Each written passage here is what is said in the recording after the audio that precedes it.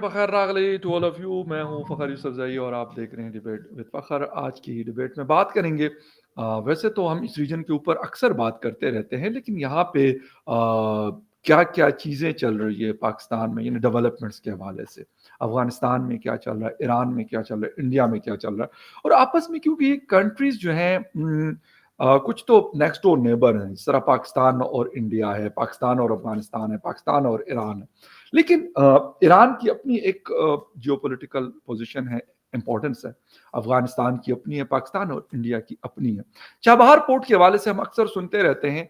बहुत खूबसूरती के साथ उस शहर को डेवलप किया गया है ईरान की तरफ से, और एक बड़ा शानदार किस्म का पोर्ट वहाँ पे बन चुका है, जो इंडिया को 10 साल के लिए ऑपरेशंस उसकी दी गई हैं। लेकिन अभी रिसेंटली हमने सुना, इससे पहले भी हमने इंडिया से सुना, अफगानिस्तान को कहा जाता है कि जी आप इसको इस्तेमाल करें, और कंधार के रास्ते उनको शायद ये इजी रूट पड़ता हो। गो के इंफ्रास्ट्रक्चर ऐसा नहीं है, लेकिन उनको कहा जा रहा है। क्या चीजें हो सकती इन फ्यूचर। चीन की भी चाबहार के ऊपर बड़ी नजर रहती है, बल्कि चाबहार के इर्द गिर्द भी बड़ी सारी इन्वेस्टमेंट चीन की भी है। लेकिन जो ईरान के ऊपर सैंक्शंस है, उसकी वजह से इसका जो चाबहार पोर्ट का ऑपरेशन है या उसकी जो बाकी चीजें, उसके ऊपर क्या इम्पैक्ट हो सकता है, पाकिस्तान अफगानिस्तान के ऊपर क्या असरात हो सकते हैं। आज इस पे बात करेंगे, और बात करने के लिए हमें ज्वाइन कर रहे हैं यकीनन आप सबके जाने पहचाने हमारे दोस्त, हमारे भाई और senior political commentator from India, doctor Abhishek Mishra ji. Doctor साहब, thank you very much for joining my show. Thank you Fakhar भाई, ऑलवेज अ प्लेजर। आपको माकाम पखैर और आपके दर्शकों को पखैर रागले। Thanks for inviting me as you said. Thank you. बहुत शुक्रिया आपको भी, माकाम पखैर एंड पखैर रागले। डॉक्टर साहब, थोड़ी सी बात करेंगे। ये रीजन बड़े सारे प्रॉब्लम्स का शिकार भी रहा। अफगानिस्तान को देख ले, 40-50 साल जंग में गुजारे। इंडिया पाकिस्तान के दरमियान जंगें हुई। ईरान के ऊपर सैंक्शंस हैं। ईरान और इंडिया, चीन और इंडिया के दरमियान भी बेहतर है हालात, लेकिन बहरहाल जंगें हुई माजी में। सर, इस वक्त अगर हम बात करें ईरान के हवाले से, चाबहार पोर्ट बड़ी एक इम्पोर्टेंट जगह है, इंडिया के लिए भी इम्पोर्टेंट है। बल्कि वो ये कहते हैं कि हम इसको मुंबई के साथ लिंक करेंगे, मुंबई टू यहाँ, और यहाँ से फिर बाकी सेंट्रल एशिया जा सकता है, माल यूरोप में जा सकता है, रशिया जा सकता है। सर, क्या चीज़ें आपको इन फ्यूचर और नियर फ्यूचर नज़र आ रही है। हुकूमतें बन चुकी हैं सारी कंट्रीज में, अमेरिका में भी नई गवर्नमेंट बन गई, इंडिया में, पाकिस्तान में, ईरान में, और अब मतलब अगर हम डेवलपमेंट की बात करें तो क्या क्या चीजें ऐसी नजर आ रही चाबार, और प्रॉब्लम्स भी हम डिस्कस करेंगे इसकी। देखिए, चाबहार का जो पोर्ट है वो, जैसा आपने बिल्कुल सही कहा, उसका मेन पर्पस यही है कि इंडिया उसके थ्रू जो है वो सेंट्रल एशियन कंट्रीज में ट्रेड करना चाहते हैं हम लोग। और वो चाबहार पोर्ट जो है वो उस पर ईरान ने हमें फैसिलिटेट किया कि आप आइए वहाँ इन्वेस्ट कीजिए। तो 2 फेजेस में हुआ। पहले 8 साल जो था वो फ्रेमवर्क था, जिसमें भारत को वहाँ पे $120 मिलियन डेवलप करके एक शहीद बहश्ती करके पोर्ट था, उसको डेवलप करना था, जो बाद में, और उसके अलावा इंडिया को $250 मिलियन का क्रेडिट लाइन एक्सटेंड करना था ईरान को, जो इंडिया ने किया। अब ये है कि अब वो ऑलमोस्ट रेडी हो चुका है, और अब जो ये 10 साल का एग्रीमेंट है ये ऑपरेशन के लिए दे दिया गया इंडिया को। यानी पहले था कि डेवलपमेंट होगी, वहां के इंफ्रास्ट्रक्चर बनाया जाए ताकि वो फंक्शनल हो सके, और अब जब वो फंक्शनल हो गया तो अब उसको ऑपरेट करने का भी जो एग्रीमेंट है 10 साल के लिए भारत को दे चुके हैं। और ये मेरे ख्याल से पिछले साल मई या जून की बात है, 2024 में। बिल्कुल, तो ये एग्जैक्टली। मुश्किल से 6-7-8 महीने पुरानी ही न्यूज है, कोई बहुत ज्यादा पुरानी न्यूज है भी नहीं है। तो अब देखिए, इंपॉर्टेंट ये है कि ये जो एशियन रीजन है ना भारत का, जो इंडियन सब कॉन्टिनेंट है या जो अरेबियन पेनिनसुला है, इसमें बहुत ज्यादा स्कोप है प्रोस्पेरिटी लाने की। बहुत ज्यादा स्कोप है, बिकॉज देखिए पैसा यहाँ पे था ही इसलिए क्योंकि हम आपस में ट्रेड करते थे। देखिए, हमारी ट्रेड, अब भारत सोने की चिड़िया थी, और हमारी ट्रेड तो मेसोपोटामिया से होती थी, हमारी ट्रेड चाइना से होती थी। सिल्क रूट भी उनका जो है वो सेंट्रल एशिया से होकर के जाता रहता था।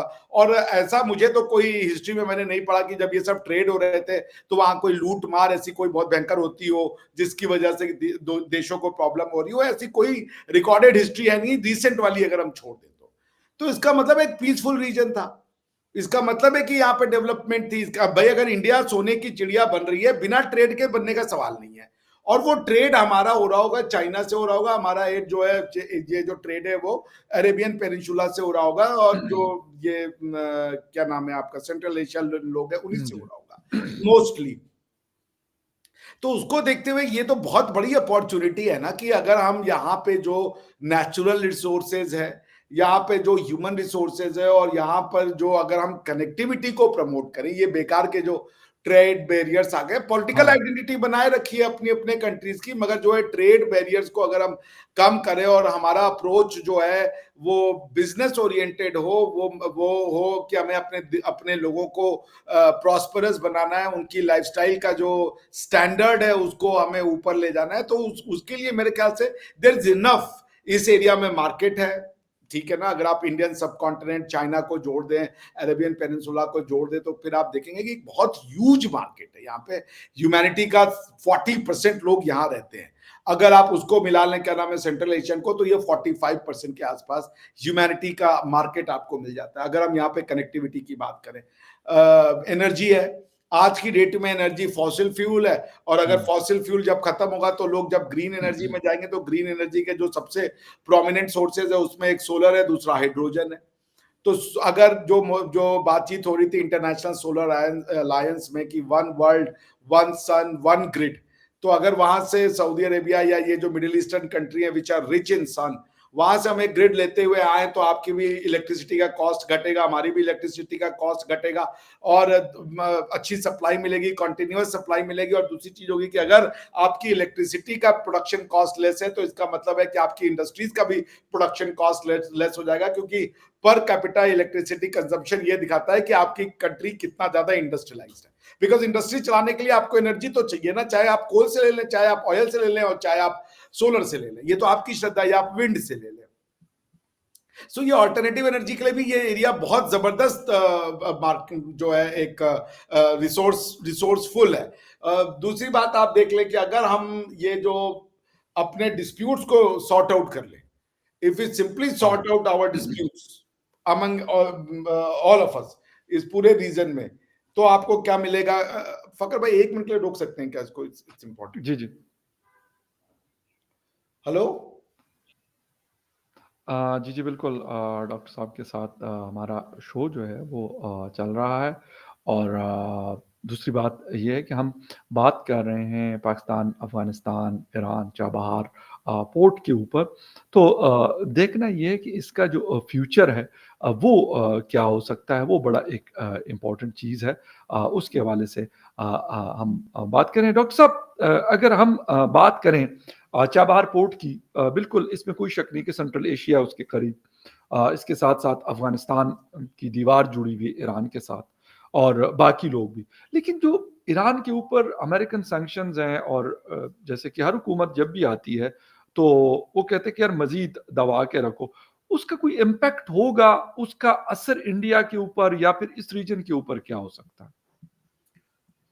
देखिए अपॉर्च्युनिटी तो बहुत बड़ी है ये, इसमें कोई डाउट नहीं है। फकर भाई इसको 1-2 मिनट और लीजिए, कोई आने वाला है, वो चश्मा दे के जाएगा, फिर से डिस्टर्ब होगा मैं, इसलिए बस मुझे एक जी, जी, डॉक्टर साहब के साथ हमारी बात तो जारी है, लेकिन कुछ चीज़ें ऐसी हैं जिसकी वजह से थोड़ा-से हमें शो को वो करना पड़ जाता है।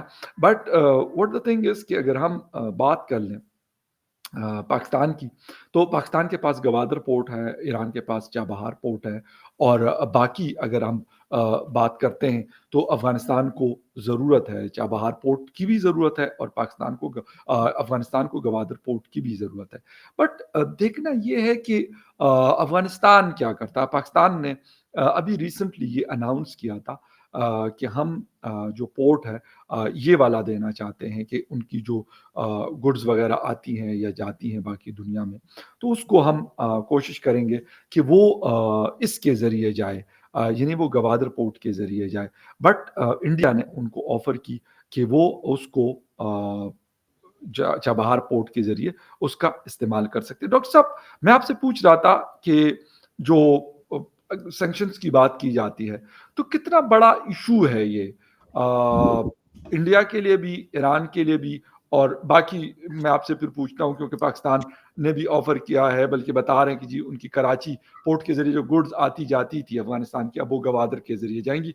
बट पहले हम इस सैंक्शंस की बात करते हैं कि वो क्या प्रॉब्लम्स क्रिएट कर सकती हैं ईरान के लिए, उनके ऊपर है। और अगर इंडिया इस पोर्ट को चला रहा है और उन्होंने उसी के ज़रिए अपना माल लेके देना और लेके मतलब ले जाना और ले आना। देखिए, ये जो पहली बात तो दो तरह के सैंक्शन होते हैं, कि यूएस लेड सैंक्शन, दूसरे यूएन सैंक्शन।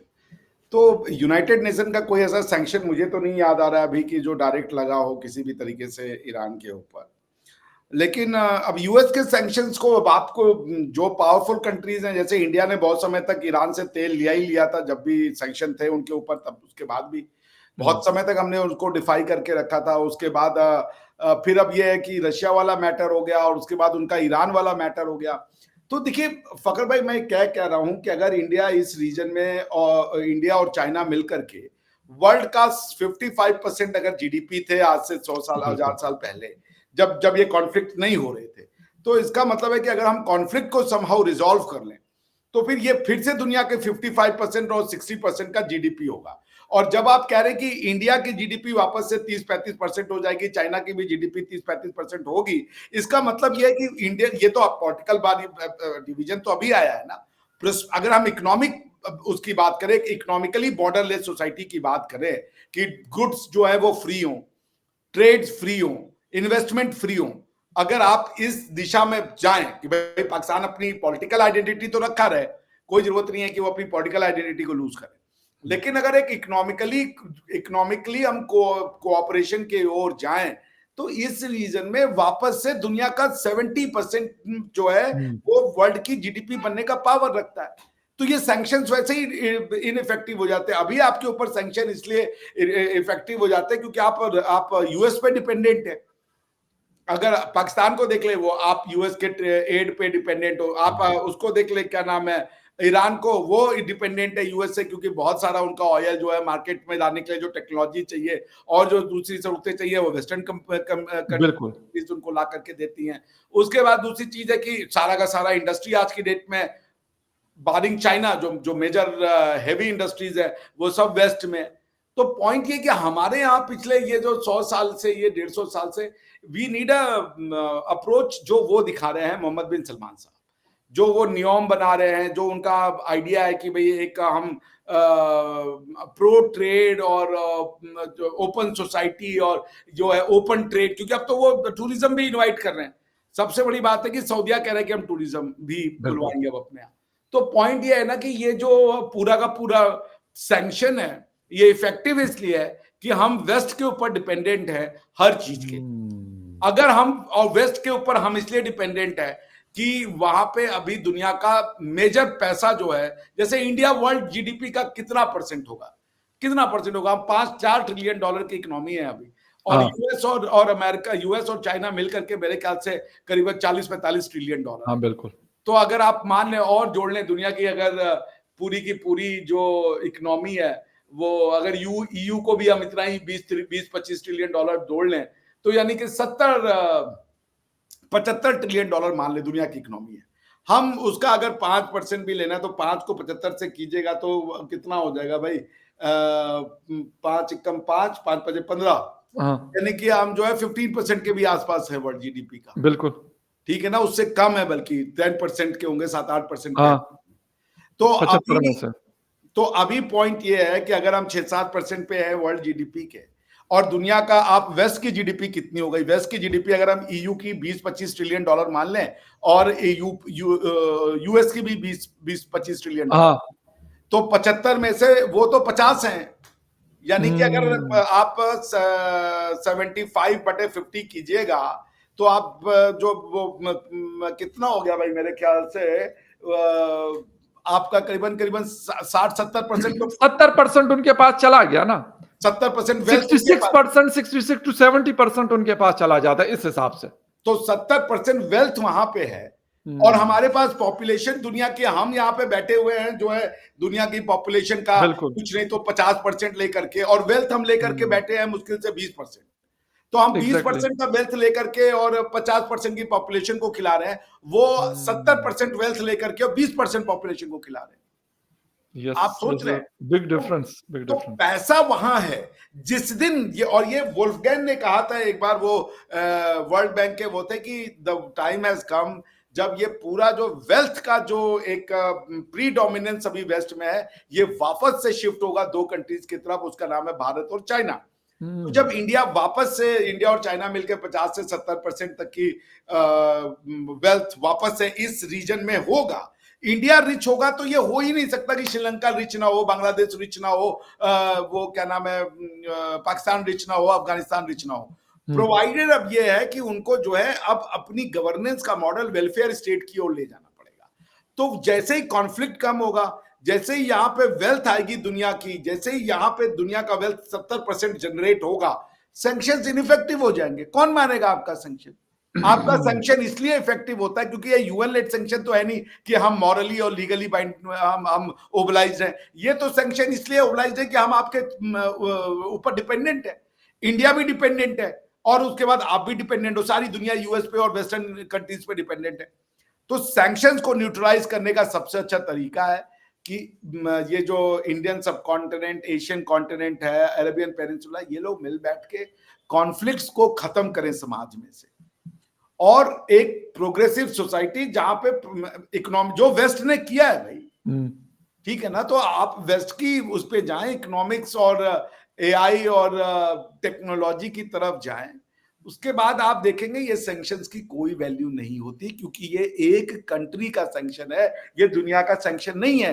कई कंट्रियां इस सैंक्शन से नाराज है, भारत नाराज है। भारत कहता है आपने ईरान का तेल बिल्कुल, क्यों बंद कर रखा है? आप ईरान का तेल भी बंद कर बिल्कुल। देते हो, उसके बाद आप जो है यूरोपियन यूनियन भी अरेबिया से तेल खरीद रहा है, हम भी अरेबिया से तेल खरीद रहे हैं, हाँ, सब उसी से तेल खरीदेंगे, वो तो मार्केट में दाम बढ़ा देगा। आज ट्रंप ने कहा है, आज ट्रंप ने कहा है कि हमने सऊदियों से बोला है कि बिकॉज हाँ, मोहम्मद बिन सलमान साहब ने शायद उनको फोन करके कहा कि हम आपके यहाँ हाँ, 600 बिलियन डॉलर इन्वेस्ट करेंगे, तो उन्होंने कहा 600 बिलियन क्यों, 1 ट्रिलियन डॉलर इन्वेस्ट करो। उसके बाद बोले, मैंने बोला कि तेल भी तुम कम करो, तेल तुम्हारे महंगे तेल की वजह से वहां लड़ाई हो रही है, क्योंकि आपका तेल महंगा है तो लोग खरीद नहीं रहे हैं, तो वो रशिया चीप मार्केट में ऑयल दे रहा है और वो मार्केट से वो ऑयल उठा रहा है। उन्होंने कहा आप अपनी प्रोडक्शन का मतलब वो सब कुछ अपने हिसाब से चाहे।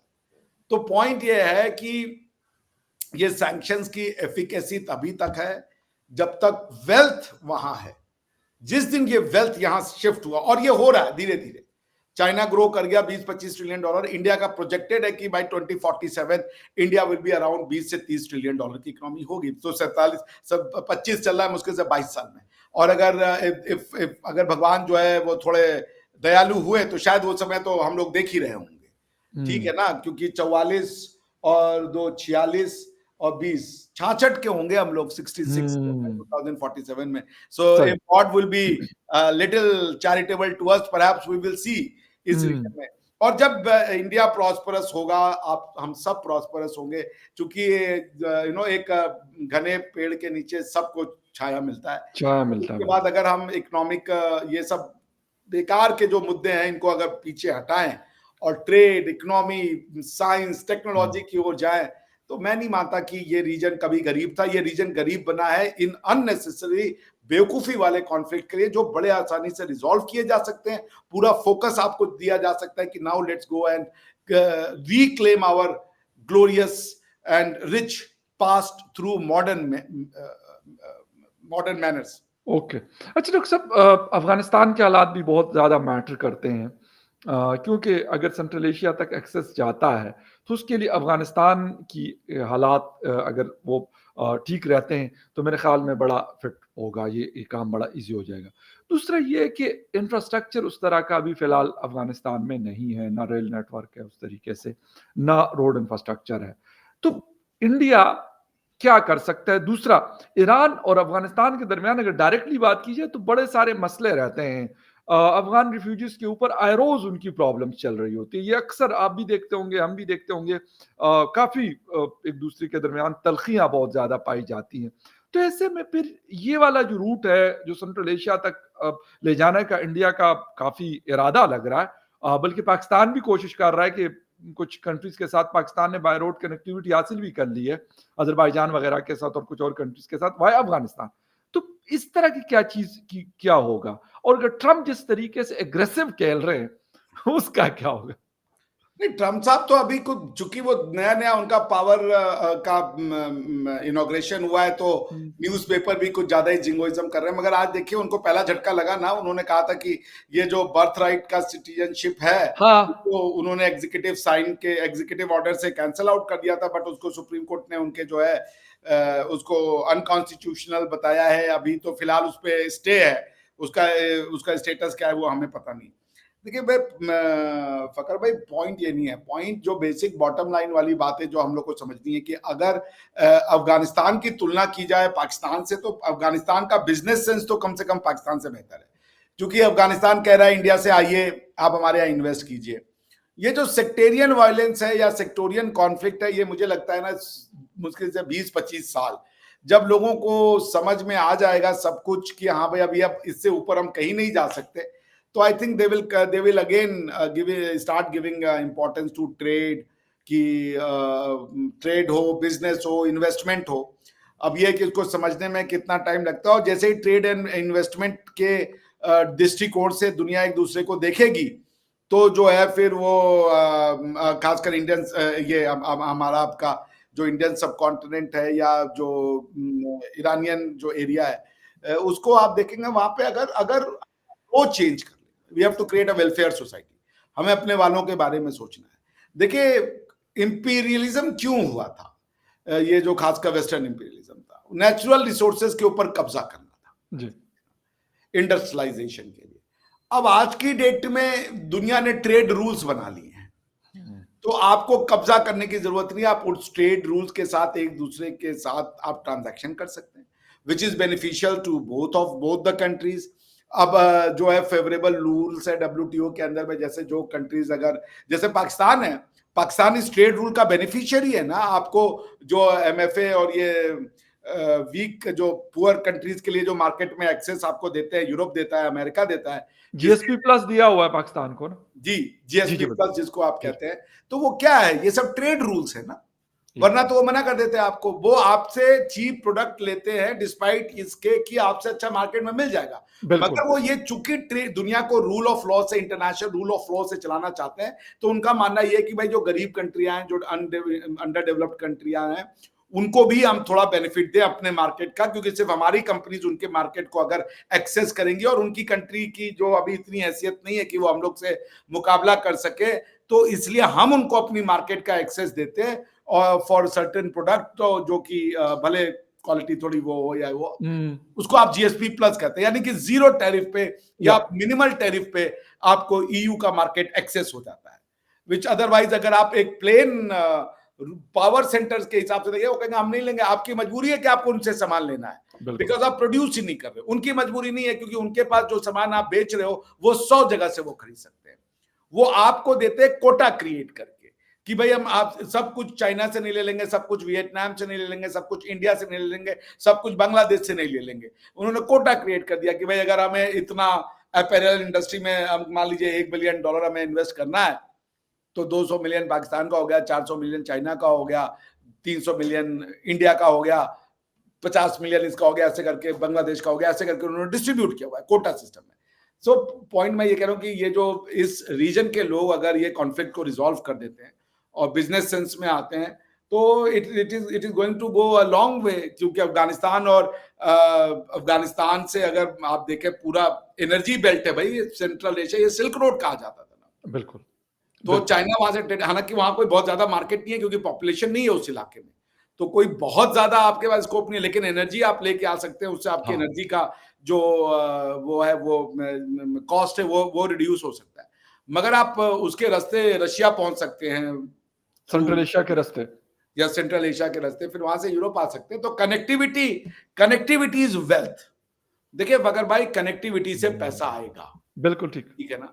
क्योंकि आपका अगर सीमलेस बाउंड्री है कि आप जो है एकदम ट्रक चला तो सीधा जाके वो रुक रहा है स्टालिनग्राड में, अगर वो दिल्ली से चल रहा है, या यहां से चल रहा है तो रावलपिंडी में, या रावलपिंडी से जा रहा है तो वो सीधा जलालाबाद या काबुल में, या फिर आगे जाके तो ये बिल्कुल, आप अगर दुशांबे में। जैसे आपने घूमा होगा, मैंने भी घूमा है, आप इंडिया में देख लेना, म्यांमार के लिए आपको कुछ है ही नहीं, 2 आदमी खड़े रहते हैं, आप चले जाते हैं म्यांमार में। उसके बाद नेपाल के बॉर्डर में भी कुछ नहीं है, इधर-उधर लोग करते रहते हैं फ्रीली, भूटान के बॉर्डर पे ऐसा कुछ नहीं है। हमारा आपका बॉर्डर दे दे तो आप इंडिया के ईस्ट में जाएँ तो बॉर्डर की कोई समस्या ही नहीं।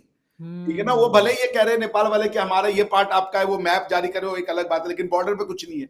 क्योंकि बॉर्डर पे 2 लोग एक दूसरे के साथ मैं एक वो देख रहा था कल यूट्यूब शॉर्ट्स, उसमें एक नेपाली बच्चा है, वो कुछ अपना घर का बनाता है, तो वो उसको जब कुछ सस्ता सामान करना होता है तो दिखाता है कि देखिए मैं इंडिया में बॉर्डर में आ गया हूँ, वो रुपए भी वहां पे चल जा रहे हैं, नेपाल और इंडिया के रुपए चला के वो कहा मैं यहाँ से सस्ता सामान लेके चला आया।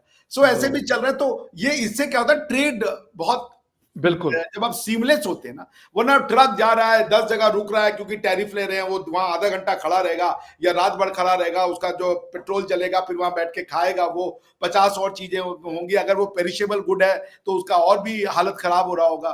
तो उसको देखते हुए ये बहुत क्रिटिकल है कनेक्टिविटी, और कनेक्टिविटी को अगर आपको प्रमोट करना है तो कॉन्फ्लिक्ट का रिडक्शन होना चाहिए। Conflict reduction and connectivity aggravation is the key to prosperity in our region. बिल्कुल सर, और अभी भी हम पिक्चर्स देखते हैं, कलकत्ता से एक बस चला करती थी लंदन तक, हाँ, London to Calcutta via Afghanistan and Pakistan.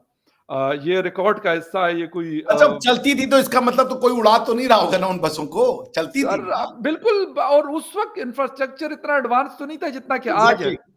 Road connectivity ये तो नहीं थी सर 75 में, जो आज 2024 में है। पाकिस्तान में आप अगर रवाना होते हैं तो लाहौर तक आपको कोई मोटरवे पे, पेशावर से आप निकलते हैं तो थ्रू आउट आप मोटरवे पे ट्रेवल करते हैं, आपको पता भी नहीं चलता, और आप लाहौर में जाके 5-6 घंटे में खड़े होते हैं। फिर अगर आप बॉर्डर क्रॉस करते हैं और इंडिया में जाते हैं तो वहां पे भी रोड कनेक्टिविटी बहुत अच्छी, मतलब जो हम देखते हैं काफी बेहतर है, मोटरवेज और हाईवेज। तो अगर उस वक्त लंदन से कलकत्ता तक बस चल सकती थी तो 2025 में फिर क्या हो सकता है, ये खुद सोचे आप। और उसके लिए बस सिर्फ मसला ये है कि हालात का होना बहुत ज्यादा जरूरी है। बल्कि अफगान बलूचिस्तान के अंदर एक रोड है नोशकी में जिसको लंदन रोड कहा जाता है अभी भी, और उसकी जब मैं फोटोग्राफ्स देखता हूं तो मैं बड़ा हैरान हो जाता हूं। इसीलिए कनेक्टिविटी बहुत जरूरी है। अगर सीमलेस कनेक्टिविटी हो तो यकीन करें हमारे आधे मसले तो पहले ऐसे ही हल हो पैसा जाएंगे, आएगा तो यार बहुत सारे मसले खत्म हो जाएंगे ना। खत्म हो जाएंगे। बिल्कुल ऐसा ही है, लेकिन खैर भाई वो फैसला। ये हमारी इतिहास है, हजारों साल का इतिहास है, यहाँ बिल्कुल ये था, पैसा था। देखिए प्रॉस्पेरिटी बिना पीस के नहीं आ सकती। सही कह रहे हैं, ठीक है बिल्कुल ना? सही और कह रहे हैं। अगर यहाँ प्रॉस्पेरिटी थी तो यहाँ पीस था, पीस था, एब्सोल्युटली राइट, बिल्कुल वो इसमें फिर कोई। से आ सकता है। ये बिल्कुल तो and I am sure conflict reduction, connectivity का बढ़ाना, और हम आपको बता रहे हैं the prosperity will come back, money will come back to India. Absolutely right. And India का मतलब है ये सब इंडियन रीजन है, या आप एक्सटेंडेड इंडियन रीजन कह लें, या आप इनको बिल्कुल साउथ एशियन रीजन कह लें, मैं उसको इंडियन सब कॉन्टिनेंट कहता हूँ। वो रीजन में पैसा आएगा, वेल्थ आएगा, तो अपने आप लोगों की सोचने की दशा बहुत चेंज हो बिल्कुल जाएगी। सो एब्सोल्युट उसके लिए एक ही तरीका है, कॉन्फ्लिक्ट रिडक्शन। रिडक्शन। और अगर ये हो तो मेरे ख्याल में बहुत सारी आसानियां पाकिस्तान, अफगानिस्तान, ईरान, इंडिया और मतलब आगे की सेंट्रल एशियन कंट्रीज, सबके लिए बहुत ज़्यादा बेहतरीन काम हो सकता है और सबका कारोबार उससे चलेगा। लेकिन उसके लिए पीस बहुत ज़्यादा ज़रूरी है, और जो हर्डल्स क्रिएट किए गए हैं इसका ख़त्म होना बड़ा ज़रूरी है। डॉक्टर साहब, थैंक यू वेरी मच, आपके टाइम का बहुत शुक्रिया कि आपने शो ज्वाइन किया। And viewers, thank you very much for watching debate with Fakhar Yousafzai. किसी और डिबेट में आपसे फिर मिलेंगे, तब तक के लिए टेक केयर एंड बाय।